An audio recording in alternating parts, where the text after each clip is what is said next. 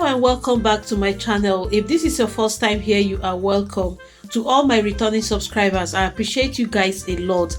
Thank you for your support. Thank you for watching our videos. So in today's video, I have brought beautiful package for you guys. You see all the styles you are seeing, all these beautiful styles you are seeing. You know, I have brought here some beautiful Ankara materials that you can use to make those styles. So do not go away. Make sure to watch this video till the end. And remember to comment. Let us know which one is your favorite and what style would you like to make with it. And you know, you can use this material to make skirt and blouse, gown, bubu gowns, two-piece wear. They are all beautifully made. I will leave you now to continue watching. Remember to like and share. Subscribe if you have not for more updates. See you again in my next one. Bye bye.